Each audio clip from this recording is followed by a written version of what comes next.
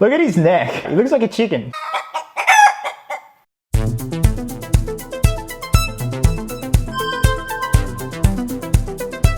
What's happening, my fellow geeks and geekettes? Welcome to a brand new episode of Chris's Custom Collectibles. And today it is a quickie edition. We are going to be pimping out the McFarlane Toys DC Multiverse Dr. Fate figure. Now again, this is only a quickie episode because not a lot of work is required to make this guy look $1 trillion because he's already looking $1 million. So I guess the biggest thing we're going to be doing with this guy is washes, and that's just going to be utilizing some black shoe polish on all the gold areas. We're going to get in that beautiful, lovely detail as well as the helmet. I want a bit of weathering going on with his helmet. I know usually with Dr. Fate the helmet is quite pristine, but I've seen some people do repaints and washes of this figure in particular, and it looks beautiful, the helmet in particular, with a black wash. So for the most part, we're going to be utilizing black shoe polish, silver and gold rub and buff, and cheap and nasty super glue. And that's seriously it. This project is only going to take us about 2 hours at most. So it's a good way to kill a few hours, especially if you're still in lockdown here in Sydney. Now I am also probably going to be doing some highlights on the blue parts of his suit, but it is quite a dark blue, but I think just having some maybe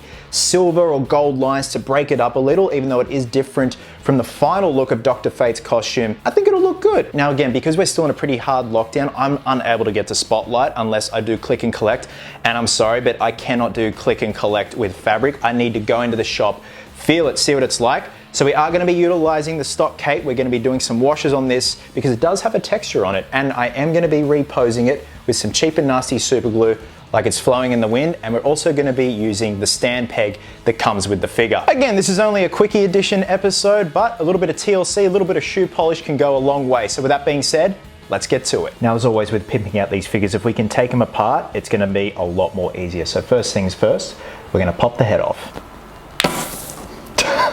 Look at his neck. He looks like a chicken.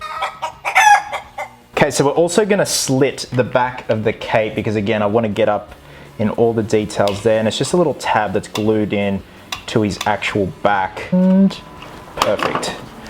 Just lifts right up the back like that. Now usually I'd cut his tunic on the side, but because I don't want an ugly seam line when I do glue it back together, we're actually just going to cut it right down the middle here where his butt is.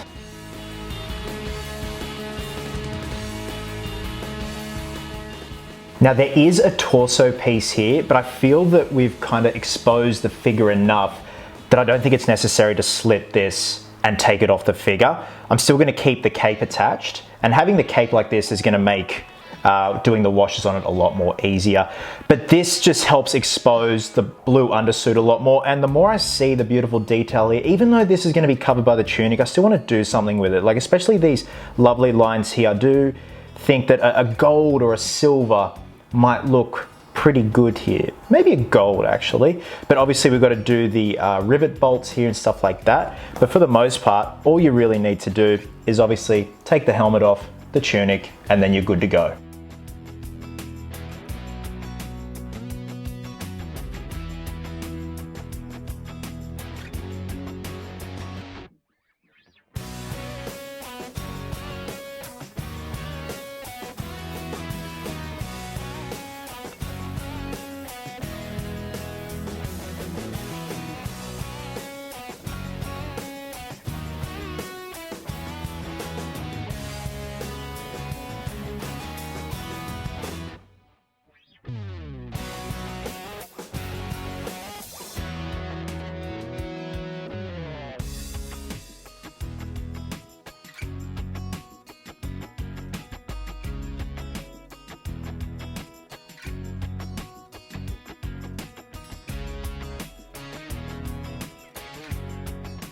Now one thing you guys may have noticed is when I applied the black shoe polish, I didn't dab away any excess apart from the cape.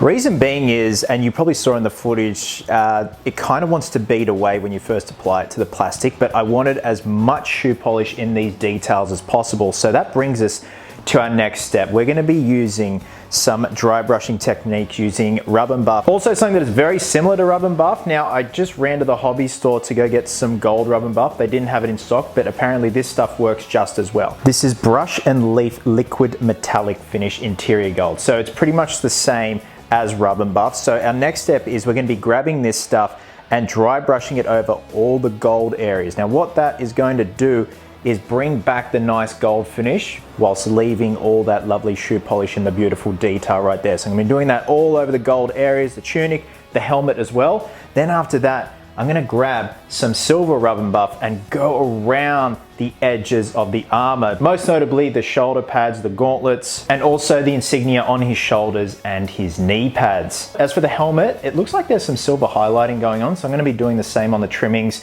cheek parts, and the top of the mohawk here and around the back here. Just break it up a little bit just so it's not a monotonous looking gold. Now I'm gonna be doing something a little bit cheeky. I'm gonna be grabbing a Lemire Old Brass. I'm gonna be going over some lines in the suit. Now I know that's not exactly 100% accurate with the look of Dr. Fate's suit, but I feel just having some gold lines here and on the legs here is gonna break up the suit a little bit. Even though this part here is covered by the tunic, we've still got these lines here that are exposed, and I just feel having some hard edge lines here, it just won't make this area look dull and unused, I guess you could say. So yes, first step is we're gonna be grabbing our gold and dry brushing it on all the gold pieces of the armor. We're then gonna grab our silver, do the trimmings, the insignias from the shoulders, chest, and the knees. And then we're also gonna grab our copper rub and buff and do the insides of his gauntlet here.